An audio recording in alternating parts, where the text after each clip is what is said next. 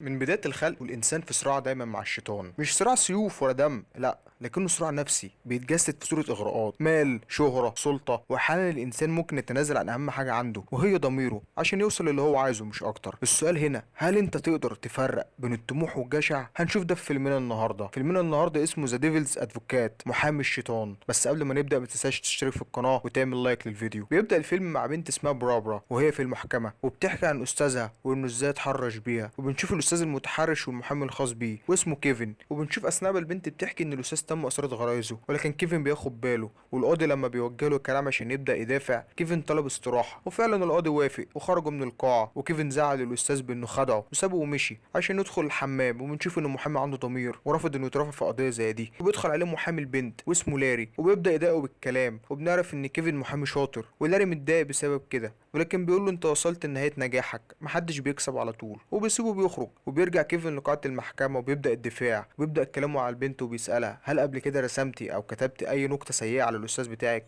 قالت لا، اكد عليها مره والتانيه وبرضه قالت لا. طلع ورقه مرسوم عليها الاستاذ وهي كاتبه خنزير ابيض ضخم، وسلم نسخه للقاضي ونسخه للمدعي العام الخاص بيها، وقالت انا كنت رسمها لغرض الضحك مش اكتر. وبعدها سالها هل قبل كده عملت اي حفلات خاصه اهلك مش موجودين؟ قالت اه مره واحده بس بصوت واطي. وسالها هل لعبت لعبه الاماكن الخاصه في اليوم ده اللي هي عريس وعروسه يعني؟ قالت اه. ابتدى يقول لها هل في حاجه حصلت تانية البنات اللي كانوا معاكي ممكن يكونوا حكوا لي عنها؟ المدعي العام اعترض والقاضي قبل الاعتراض وقال له عيد سؤالك بشكل مختلف. بيقول لها انت هددت البنات دول عشان يشهدوا ضد الاستاذ بانه اتحرش بيهم، وبيقول لها لو كانوا رفضوا كنت هتروحي تبلغي الكل بالحفله. بيقول لها مش كل ده اللي حصل، وبنشوفها وهي بتعيط بتقول له انا ما كنتش عايزه ابقى وحيده، ملامح وشها مستفزه قوي يا جدعان. وبنشوف ابو البنت وهو عايز يتهجم على كيفن، والشرطه بتبعده وبتتاجل الجلسه ليوم تاني، وبيروح يحتفل هو محامين تانيين منهم مراته ماري ان ولاري. اللي حصل من شويه ده بيوريك رغم انه رافض سلوك المدرس وانه عارف انه فعلا متحرش، الا ان كبرياءه وغروره انه يخسر القضيه كان اقوى من ضميره. بنشوف شخص بينده على كيفن وبيعرفه بنفسه، بيقول له انا محتاجك تشتغل معانا في شركه محاماه على اختيار هيئه المحلفين عشان يخليهم انهم يتفقوا بشكل او باخر ان الشخص اللي تبع شركه المحاماه مش مذنب. ولو متعرفش يعني ايه هيئه المحلفين، فده نظام قضائي في دول زي امريكا وكندا وغيرهم، عباره عن مجموعه مواطنين من عامه الشعب، بيبقوا من 6 ل 12 شخص بيتم اختيارهم بشكل عشوائي، ودورهم انهم يسمعوا الادله والشهادات في المحكمه وبعد كده يقرروا اذا المتهم مذنب او بريء. وكيفن رايح نيويورك مخصوص عشان يختاروا الاشخاص دول. وبعد كده بنشوف كيفن والشخص اللي جاله في البار واسمه هيث هم في قاعه عشان يختاروا هيئه المحلفين، وان في محامي بيبدا يسالهم ولكن كيفن بيقاطعه وبيبدا يقول له تخلص من رقم 4 و6.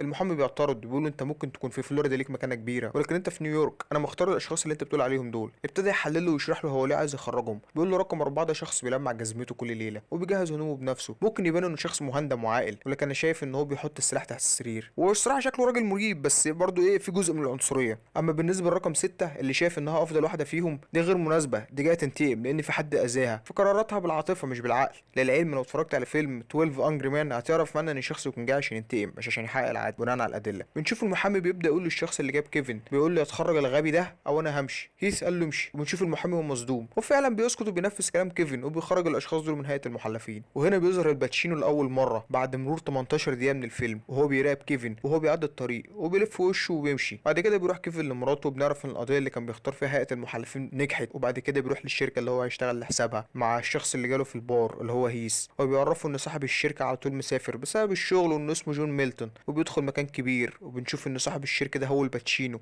وبيتعرفوا على بعض. قعدوا وجون عرفه انه معجب بيه كمحامي شاطر، ابتدى يقول له ايه احساسك وانت يوم بتحبس ناس ويوم بتخرجهم؟ سكت للحظه ورد قال له مساله تعود. بعدها فتح معاه قضيه الاستاذ وقال له انت ابدعت فيها. قال له المدعي العام اثر انه يقدر يحافظ على موقف البنت مش اكتر. بص بقى هيقول له ايه، قال له تعتقد ان الاستاذ كان مذنب؟ ضحك وحرك راسه بسرعه وقال له انا ما قلتش كده. قال له امال؟ قال له انا بدات القضيه دي وانا ضميري نضيف. وهنا وضح بشكل غير مباشر ان غروره اقوى من ضميره. بعد كده بيدخلوا من باب كبير وبنشوف انه ممر وعلى اليمين ميه والشمال ميه، وبدا جون يساله ويقول له كلمنا عن اهلك ابوك وامك. ابتدى يقول له ابويا مات قبل ما اتولد، وامي ربتني لوحدها وانها قويه وانها مرتبطه بالكنيسه والكتاب المقدس. جون قال له ما زهقتش من موضوع الكنيسه ده؟ قال له لا، وبدا يدور الكلام بينهم مش هيفرق معانا قوي. وبعد كده بنشوفه وهو بيشوف مكتبه الجديد وبيتعرف على ست اسمها بام، ودي هتكون زي المساعده بتاعته. بتعرفه انه هيمسك قضيه شخص اسمه موياز، وبيروح عشان يتكلم معاه. واثناء لما وصل الحي شاف ست افريقيه نظراتها مريبه وغريبه وجنبها كلب عمال ينبح، وهي اول بس لما مسكت الحبل الكلب نام على الارض من الخوف. وبيسألها عن موياز، وبيدخلوا في ممر تحت الارض مكان شبه عبدة الشياطين، وبيقابل موياز وبنعرف ان الشخص ده عليه قضيه تخص الحيوانات، وهو ان الشرطه دخلت عشان تقبض عليه وهو كان بيذبح خروف، وانه بيستخدمها لاغراض السحر. وموياز سأله على اسم الشخص اللي هيحاكمهم، قال له اسمه ميرتو. وبنشوف موياز وهو وهو بيطلع حاجه غريبه من التلاجة ومسامير ما تعرفش ايه دي. وكيفن قال له انت بتعمل ايه؟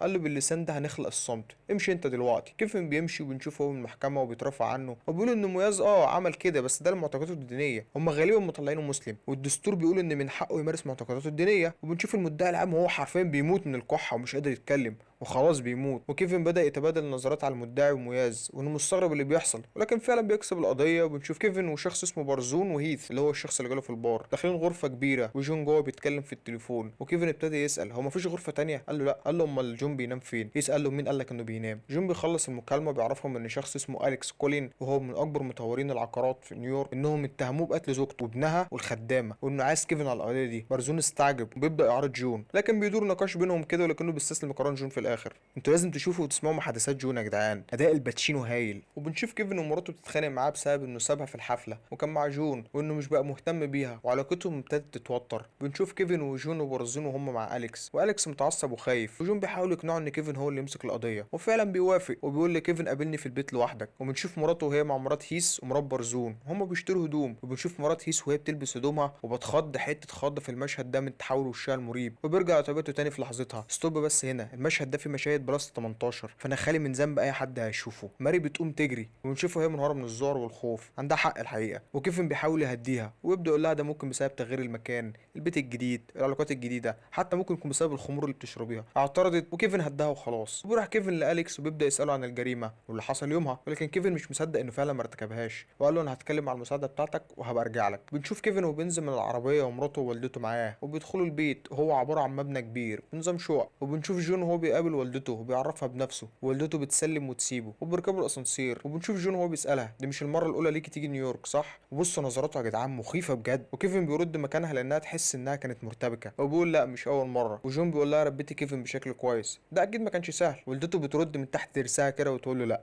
وبيدخلوا الشقه بيعدوا اليوم وبنشوف والدته وهي بتقول انا ماشيه انا مش مرتاحه هنا ولكنه بيقول لها انت لسه واصله خليكي بس لحد ما اجي بالليل ونتكلم. قالت له لا انا عايز ارجع للكنيسه بتاعتي وانت لازم تاخد بالك من مراتك. الله خلاص اقعدي معاها. قالت له انت لو مشيت انا هاخدها وهمشي. قال لها لا هو ده البيت اللي هنعيش فيه انا مش راجع فلوريدا تاني. وبيسيبها ويمشي وبيقابل المساعده الخاصه باليكس وبيقول لها احنا هنحتاج شهاده الشغاله بتاعتك عشان تقول انت رجعت البيت امتى واتفقوا ومشيت. وكيفن بيشوف ان في حد في المكاتب اللي موجوده وبيروح بيلاقي ان برزون والموظفين بيحاولوا يتخلصوا من ورق وبرزون بيرتبك ثواني لما بيشوف كيفن. وبيخرجوا بره وبيبدا يقول له لو حد سالك على ده انت ما شفتش حاجه. قال له حد زي مين؟ قال له ويفر من وزاره العدل. وبنشوف فجاه جون بيظهر من ورا برزون وبيقول لكيفن جهز الجاكيت لاننا خارجين. والراجل ده دايما ظهوره مفاجئ مش بتشوفه مثلا وهو جاي او اي تمهيد لظهوره، لا هو بشكل مفاجئ بيبقى موجود ودايما الظهور بيبقى بالكلام بصوت عالي. وبنشوف جون وكيفن في المترو والغريب ان جون غني جدا وحتى الان دايما بيظهر بدون اي وسيله مواصلات. المهم بيبداوا يتكلموا عن موضوع ويفر. جون قال له انا مش بشغل بالي. برزون بيتصرف وهو بيتكلم عينه بتكون شخصين ورا كيفن والوهله بتحس ان جون اعمى من نظرات عينيه. ويبدا دور نقاش بين جون والشخص ده اللي هو انت بتبص لي كده ليه؟ خد بعضك وانزل. وبيطلع سلاح من جيبه وهنا جون بيفجرها له وبيكلمه بلغه الشخص ده بيقول له مارسيلا مراتك في اللحظه اللي انت نزلت فيها من البيت كانت بتخونك مع كارلوس جارك في شقتك. الشخص بيستغرب بيقول له انت عرفت منين؟ قال له شيل السلاح وروح اتاكد بنفسك. كيفن بيستغرب وبيقول له انت قلت له ايه؟ قال له عرفته انه لو ما نزلش من هنا انت هتضربه. هو بيروحوا يحتفلوا وبنشوف مرات كيفن وهي نايمه وبتفوق على صوت حد في الشقه وبتبدا تتحرك وهي مرعوبه عشان تشوف مين وبنلاقي انه طفل في الاوضه وبتبدا تقرب منه وتساله فين مامتك؟ بتلاقيه بيلعب باعضاء داخليه وهي الرحم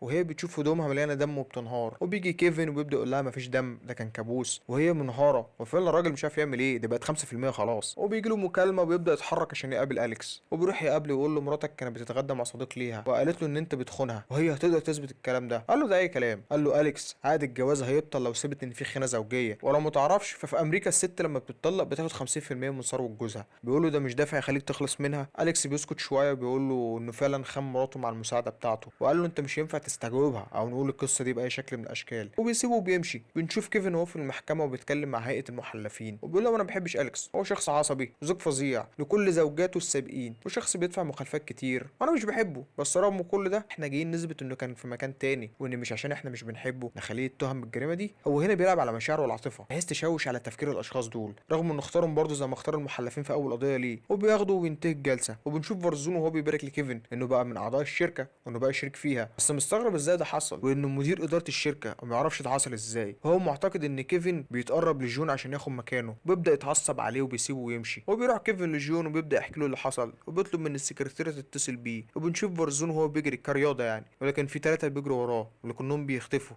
هو بيبدا يلاحظ وبيبدا يخاف، وبيروح جنب شجره يستخبى عشان يراقبهم، ولكن بيهجم عليه شخصين مشردين، وبنشوف ملامح وشهم وهي بتتغير وبيموتوه. وبنشوف كيفن وهو بيجهز المساعده بتاعت اليكس لاسئله المدعي العام، ولكنها بتتعصب من اسئلته. وبيخرج وبيعرف ان برزون مات. وبيشوف جون في اخر الممر وهو بيبص له وبيهز راسه، وبان بتبلغه انه لازم يروح المحكمه دلوقتي. بنشوف جون وهو مع كيفن في المترو بيقول له سيب موضوع برزون، انا ههتم بيه، خليك انت بس في قضيه اليكس. بيبدا يتعصب ويقول له انا مش هينفع اخد بشهاده المساعده بتاعته عشان كدابه، واليكس كمان كداب. قال له لازم تكون شجاع، انا كده كده معاك في كل الاوقات، ممكن ده الوقت اللي انت هتخسر فيه، انا خسرت قبل كده عادي. كيفن بيبص له ويسكت. نظرات كيفن نظرات شخص رافض الهزيمه حتى هو عارف انهم كدابين. وبيروح المحكمه وبيبدا الجلسه، وبيبدا يبص لاليكس وجون لبضع ثواني اللي هو متردد، ولكن برضه غروره وكبريائه بيسيطروا عليه. وبعد كده بيطلب ان المساعده تحضر فعلا للشهاده، وبتدخل عشان تحلف القسم انها هتقول الحق. بص نظراته ليها يا جدعان، ضميره موجود ولكن كبرياء وغرور رافض انه يخسر قضيه اكبر بكتير. وبنشوف انه كسب القضيه فعلا. اول لما بيخرجوا من القاعه بيجي له مكالمه ان مراته منهاره وانها في الكنيسه. بيروح بسرعه عشان يشوفها، وبيلاقيها قاعده وجسمها ملفوف بملايه جوه الكنيسه. وبيبدا يكلمها، تقول له هو دخل الشقه لوحده من الحمام او انا ما اعرفش، انا ما سمعتوش. وقعدنا نتكلم لساعات. قال لها انت في حد اذاكي؟ قالت له جون انا خنتك معاه، انا حاولت امنع نفسي بس ما قدرتش. بيسالها امتى؟ قالت له النهارده الظهر. ابتدى يتعصب عليها وقال لها هو كان معاه طول اليوم في المحكمه. وهي بتنهار وتقول له انا مش كدابه. بتوريه جسمها وهو متقطع، وبيوديها المستشفى امراض النفسيه. وهي ابتدت تهلوس وهي داخله على السرير، وبتقول له كل ده بسبب الفلوس اللي مليانه دم، بسبب الناس اللي انت بتترافع عنها وانت عارف انها مذنبه مش بريئه، ورغم ذلك برضه بتكسب القضايا. وبتتحجز في المستشفى، وبيروح الكنيسه عشان موت برزون. وبيبقى قاعد جنبه مرات هيث، وقاعده عماله تقول له مش البنت دي جميله؟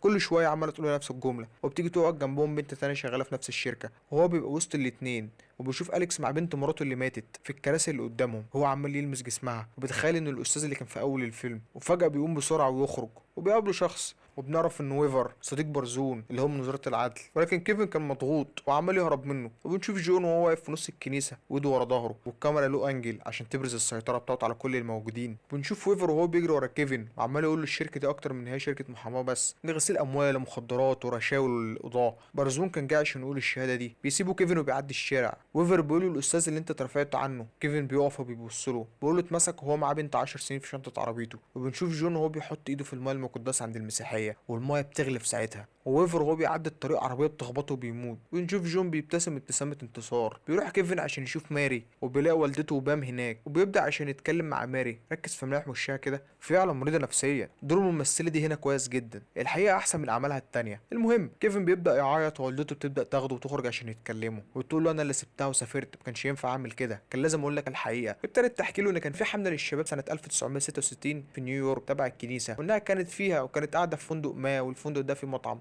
كانوا بياكلوا كل الوجبات فيه، فطار غدا عشاء، وان ابوك كان فيه. كيفن اتعصب وقال لها انت جاي تتكلمي عن ابويا دلوقتي في الظروف اللي انا فيها دي، وسابها عشان يمشي. هي ندهت عليه بجمل قالها له جون قبل كده، وهي احترسوا انا ببعتكم كغنم وسط الذئاب. جون بيتفاجئ وبيقف عشان يسمعها. بنشوف بام وهي مع مراته، وبتطلع مرايه عشان تقول لها بصي فيها انت جميله ازاي، ولكن بتلف المرايه لوشها، وبنشوف وش من ابشع الحاجات اللي هتشوفها، طقم اسنان مقرف. ولكنها بتخبط المرايه في وشها، وبتقوم تزقها بره، وبتقفل الباب. وبيجري كيفن عليها، ولكنها مش بتفتح، وبتنزل على الارض على المرايه المكسوره، وبتمسك حته منها وبتضربها في رقبتها. المشهد ده لازم تشوف فيلم بجد، لازم تحس بالتوتر اللي هو فيه. بنشوف بام وهي ثابته ولا كأن في حاجه بتحصل، نظراتها ثابته للاخر. بنشوف كيفن وهو راح لوالدته وبيقول لها انهي القصه، كنت في المطعم وبعدين. قالت له ابتدى يتكلم معايا واهتم بيا، وانا كنت لسه عيله صغيره كانش عندي الاهتمام ده. وفي اخر يوم جالي عشان يودعني، وقال لي احترسوا انا ببعتكم كغنم وسط الذئاب. اللي انا عايز اسمعك بتقوليها. وهي بتكمل وتقول له انا كنت عايز اقول لك بس ان انت شغلت نفسك بالشهره والفلوس. هو عمال يقول لها قوليها قوليها. قالت له جون ميلتون هو ابوك. قال لها انا فهمت كل حاجه، هو كان بيراقبنا وبيحركنا زي العرايس، انا لازم امشي. وسابها. لما بيخرج بيلاقي بام بتقول له انت خايف، هو هيشيل الخوف ده تماما، هو مستنيك. بيلاقي الشارع فاضي تماما، بيبص وراه ملقاش بام. بيبدا يمشي في الشارع وبيروح لمكتب جون. نقف هنا بس ثواني، النهايه دي انت لازم تشوفها من الفيلم لان فيها محادثه فلسفيه ودينيه، فانا هشرح النهايه بالمختصر لعدم التطرق لاي امور او معتقدات دينيه تخصك. نكمل. جون بيبدا يقول له انا كنت براقبك على مدار السنين فعلا، بس انا مش بحرك حد، حد ولا انا بتحكم في الناس. بيقول له انت عملت ايه في مراتي. بيبدا نقاش فلسفي بينهم. بيقول له الاراده الحره، انا كل اللي بعمله اني بجهز المسرح وانتوا اللي بتختاروا اللي هيحصل. بمعنى ان انا اللي بحط الغلط او الخطيئه قدامك، ولكن انت برضو اللي بتختارها، انا مش بجبرك عليها. بيطلع كيفن مسدس وبيبدا يقول له انت عملت ايه في مراتي، وبيعرفه ان فعلا مراته خانته معاه ولكنها برضو كانت عايزه ده. وبيبدا يضربه بالنار ولكنه مش بيموت. كيفن بيقول له انت مين؟ قال له انت اللي مين، مش بتخسر قضيه وتنجح فيها كلها، كل ده ليه؟ لانك شاطر مثلا؟ قال له بسبب انك ابويا يعني. قال له انا اكتر من كده يا كيفن. قال له انت دمرت مراتي. قال له انا ما عملتش حاجه، انت كان ممكن تبقى جنبها في اي وقت وتنقذها، هي كانت عايزه الحب مش اكتر. قال له انت خدعتني بالقضايا وان انت تغريني بالشهره. قال له مين قال لك تدافع عن الاستاذ وتخرجه من التهمه؟ واليكس انت عارف ان هو اللي خلص على مراته. قال له لما كنا مع بعض قلت لك جه الوقت انك تخسر، بس انت حتى ما فكرتش في ده. وبيرد عليه بالجمله المشهوره Lose! I don't lose! I win! اخسر؟ انا مش بخسر. وبنشوف حتى هو عارف انه غلطان برضه مازال مغرور. حتى بص نظرات جون اللي هو الشيطان، مستغرب برضه الغرور اللي هو موجود فيه رغم انه عارف انه غلطان.